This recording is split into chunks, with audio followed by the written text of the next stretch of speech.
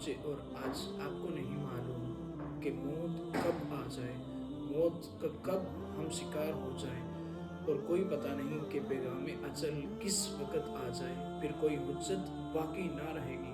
आइए मैं और आप अपने मालिक से रुजू करें और अपने मालिक से पिछले गुनाहों की बख्शिश मांगें। आज हम तौबा कर लेते हैं तो पिछले गुनाह माफ़ हो जाते हैं, और पिछले जो सारे गुनाह अल्लाह पाक की रहमत से माफ़ हो जाते हैं।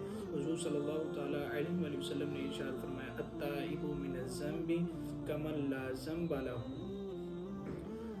जब आशिकों का मरना होता है तो क्या खूब मरना होता है। जो आप सल्लल्लाहु ताला अलैहि वसल्लम की मोहब्बत में और अल्लाह के अहकाम पर अमल करते हुए मरते हैं, उनकी क्या मौत आती है। सहाबा इकराम रज़ियल्लाहु ताला अन्हुम को भी एक वक़्त मौत ने आ घेरा।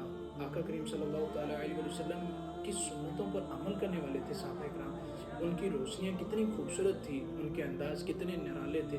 आप सल्लल्लाहु ताला अलैहि वसल्लम की सुन्नतों को अपनाने वाले थे। आप सल्लल्लाहु ताला अलैहि वसल्लम के फरमान पर, हर एक फरमान पर अमल करने वाले थे।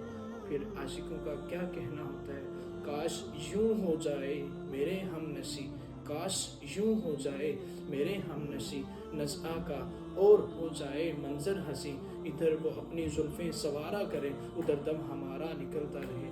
आशिकों का मरना क्या मरना होता है। जब आशिक को मौत आती है तो आशिक अपनी मौत पर भी रश्क करते हैं, जन्नत का खूबसूरत मंजर देख रहे होते हैं। अल्लाह पाक दुनिया में भी उनको जन्नत अता फरमाता है और आखिरत में भी जन्नत अता फरमाता है। अल्लाह पाक की रहमत में हर वक्त वो रहने वाले होते हैं, क्योंकि आप सल्लल्लाहु ताला अलैहि वसल्लम की ज़िंदगी पर अमल करने वाले हैं। आप सल्लल्लाहु ताला अलैहि वसल्लम के बताए हुए रास्ते पर अमल करने वाले हैं। आप सल्लल्लाहु ताला अलैहि वसल्लम ने जो इरशाद फरमा दिया उस पर लब्बैक कहा, उनकी ज़िंदगियाँ रोशन हो गई। अगर लब्बैक ना कहते तो ज़िंदगी अंधेरा थी। जब आप सल्लल्लाहु ताला अलैहि वसल्लम इस दुनिया में नहीं थे, आप तारीख देखने, तारीख गवाह है। आप सल्लल्लाहु ताला अलैहि वसल्लम जब इस दुनिया में तशरीफ नहीं लाए थे, बेटी को जिंदा काट दिया जाता था, सूद आम था, ज़िना आम था, बेटियों को नाहक कत्ल किया जाता था, मियाँ बीवी के रिश्ते को क्या अहमियत दी जाती थी। कर्ज हर तरह आप गौर कीजिए, आपको आप सल्लल्लाहु ताला अलैहि वसल्लम की तालीमात आम नज़र आएगी। जो आप सल्लल्लाहु ताला अलैहि वसल्लम की तालीम पर अमल करने वाले हैं वो तो बेटी का हक़ भी जानते हैं, माँ का हक़ भी जानते हैं, बाप का हक़ क्या है वो भी जानते हैं, एक बीवी का हक़ क्या है वो भी जानते हैं। ना तो उनको अपनी बीवी से शिकायत है, ना तो बीवी को अपने शोहर से शिकायत है, ना तो बच्चों को वालिदैन से शिकायत है, ना वालिदैन को अपने बच्चों से शिकायत रहती है। क्यों? क्योंकि आप सल्लल्लाहु ताला अलैहि वसल्लम की तालीमात पर अमल करने वाले हैं। आप सल्लल्लाहु ताला अलैहि वसल्लम की ज़िंदगी उनके लिए सामने है, उनको आइडियल मानकर वो इस पर अमल कर रहे हैं। आज हम अगर गुनाहों में डूबे हैं तो इसकी वजह नोट कीजिए कि आज हमने आप सल्लल्लाहु ताला अलैहि वसल्लम की तालीमात पर अमल करना छोड़ दिया, कुरान पर अमल करना छोड़ दिया, तो हम कैसे कामयाब हो सकते हैं। आज फ़लस्तीन की तरफ नज़र देखिए, एक बार नज़र कीजिए, बर्मा के मुसलमानों को देखिए।